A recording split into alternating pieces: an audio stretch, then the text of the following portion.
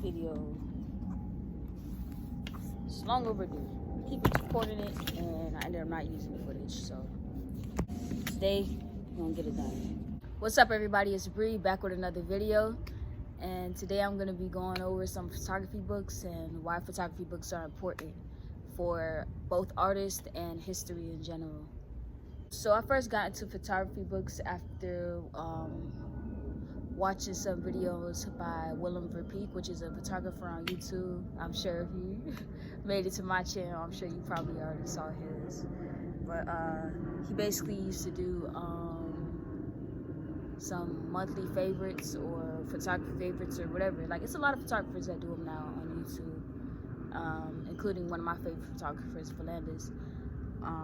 But yeah, I saw how they were collecting books and some of the books that they had, which I don't have at the moment, but the first photography book I ever bought was Contact High. Now I remember watching Willem Verpeek's video and being in complete awe looking at these spreadsheets, and I just knew I had to get it. Sadly, I don't have this book anymore, but it is 100% a purchase I plan on making again. There are some beautiful spreadsheets of some very iconic photo shoots that just have to be seen. All right, so now moving on to my current collection of photography books. I have a few right here. I have 5 in total with me right now that I'm gonna show you guys. And yeah, I hope you guys enjoy. You guys keep in mind that my pronunciation is not the best, especially with some of these names, but forgive me if I mispronounce them, but nevertheless, here it goes. All right, so the first book I'm gonna go over is Drivers in the 1980s by Chris Dowley Brown. This book I got off of Amazon for less than $15 at the time. I'm not sure where it goes for now, but I will leave links for as many of the books that I could find down in this description. This book is just a collection of people in their cars, or people within cars, between the 1980s in East London.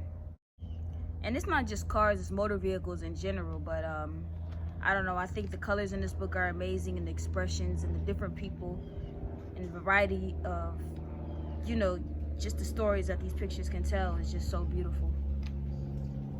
Yeah, I really enjoyed this book going through it. The next book I'm gonna go over is The Unlikely Poet by Gerald Sprayregan, which is a photographer based in New York, I believe.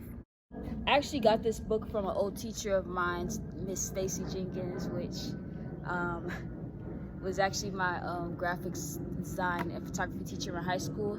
She was an amazing lady, and she gifted me this book.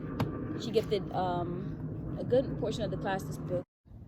Within this book, it's basically a compilation of both photography and poems. There are some pages where poems, it's just a spread out sheet of poems and whatnot. I mean, his use of motion blur is probably my favorite without his pieces. This next book is called This Is War by David Douglas Duncan. This book is a collection of images taken throughout the Korean War by an army photographer or whatever.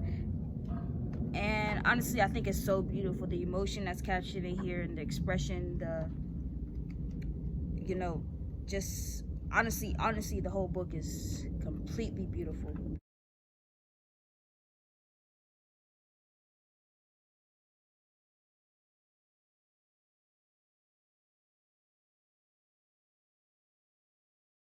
These next 2 books are by Annie Leibovitz.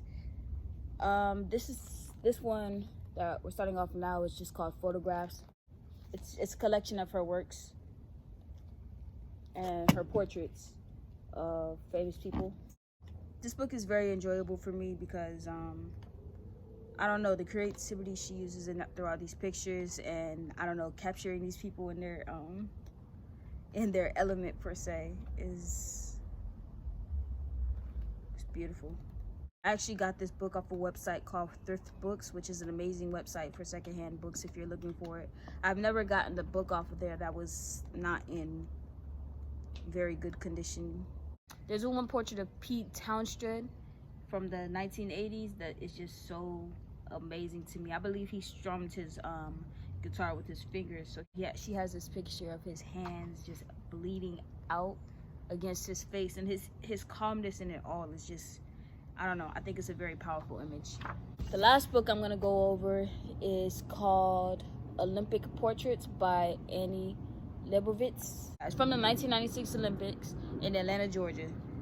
It's a collection of black and white images from some of the people that competed within the games that year.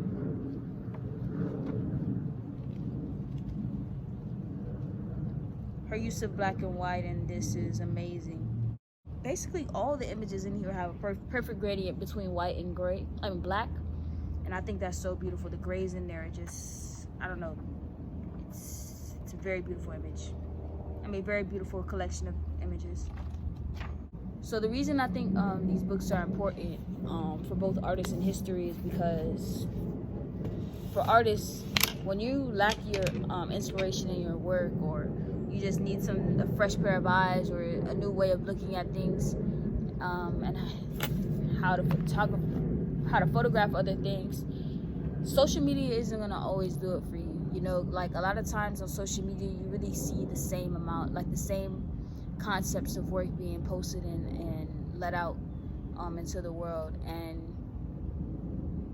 being able to see a select artist and their collection of work and how they photograph and how they capture things through their eyes, just, I don't know, it gives you a new perspective of how you may be able to better your work as an artist, or as a visual or a lens-based artist, or as an artist in general. I also really suggest you guys get into like more fine art books, fine art photo books, or books in general, or just going to a museum, just seeing other people work and how they captured what they how they perceive the world is just a beautiful thing. It really opens your eyes into new ideas and new possibilities of how you can better your work as an artist.